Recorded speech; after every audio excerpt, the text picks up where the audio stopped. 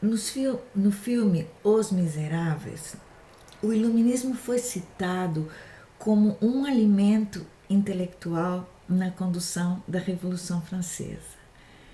Mas o que foi mesmo o iluminismo? Trata-se de um movimento liderado pela elite intelectual que surgiu, ainda que não se defina precisamente, por volta do final do século XVII e início do século XVIII. Ele teve a sua maior força na França e defendia o uso da razão, opondo-se ao teocentrismo e ao absolutismo.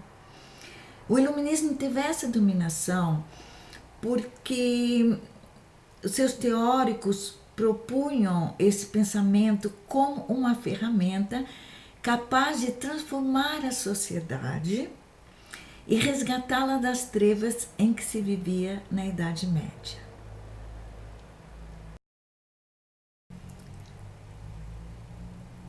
Os filósofos iluministas acreditavam que o homem deveria buscar as respostas às suas questões sociais não na fé, mas na razão.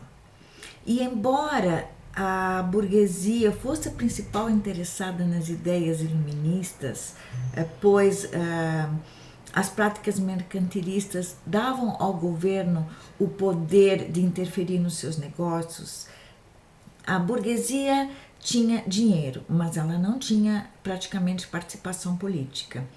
Mas acontece que os camponeses e o povo foram muito prejudicados pelo absolutismo e pelo regime feudal.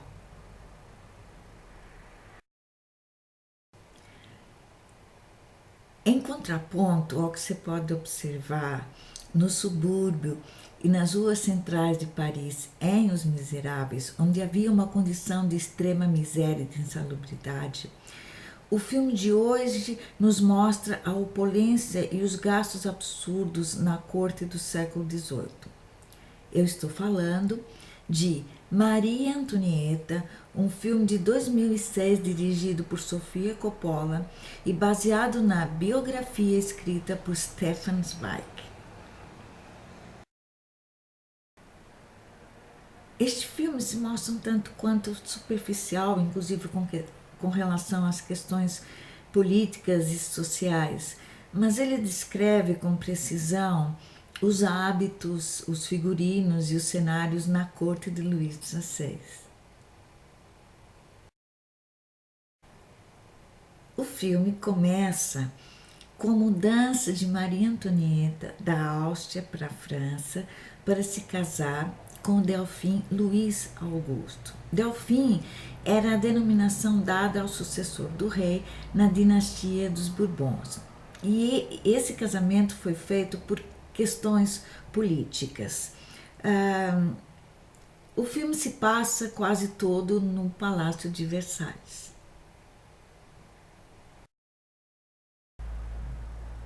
Maria Antonieta casa-se aos 14 anos e em 1774 torna-se rainha consorte, quando Luís XVI é proclamado rei da França.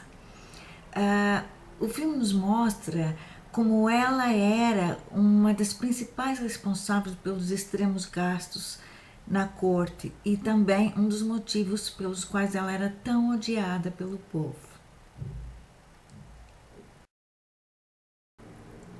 Um outro fator de tantos gastos aparece numa cena em que Luís XVI se reúne com seus conselheiros e resolve enviar dinheiro para os Estados Unidos na sua guerra da independência. Esse dinheiro seria obtido através do aumento dos impostos. O tempo se passa, Maria Antonieta tem sua filha e resolve criá-la um pouco afastada da suntuosidade da corte, em contato com as coisas naturais, até o que nos remete ao filósofo iluminista Rousseau. Até o momento desse filme em que Antonieta cita Rousseau, referindo-se ao autor e ao estado natural do homem. Lembro aqui que uma das frases icônicas de Rousseau é que o homem nasce bom e a sociedade o corrompe. Jean-Jacques Rousseau foi um filósofo suíço que defendia os ideais iluministas e clamava por uma reforma da sociedade, tendo como principal obra do contrato social. Vale citar alguns outros filósofos iluministas e as suas obras. Nós temos Jean Locke, com 2 tratados sobre o governo, Montesquieu, do espírito das leis, Spinoza, ética, Voltaire, ensaios sobre os costumes e Adam Smith, a riqueza das nações, entre outros.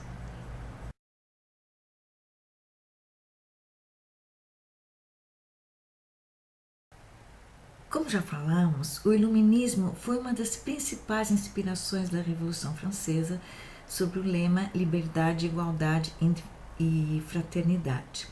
Um dos pontos decisivos dessa revolução é quando, em 1789, uma multidão descontente se dirige ao Palácio de Versalhes e obriga Luís XVI, Maria Antonieta, sua família e a Assembleia a abandonarem o local. Esse momento culmina com o final do filme.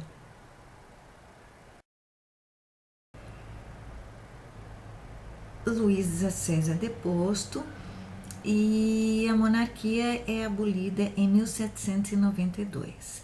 Um ano depois ele é executado e alguns meses após, Maria Antonieta é condenada à guilhotina e morta. Admirada por alguns por sua irreverência e odiada por outros por sua superficialidade, não há como negar como Maria Antonieta foi uma figura popular na história e cultura da França. Assista o filme e se conecte à história.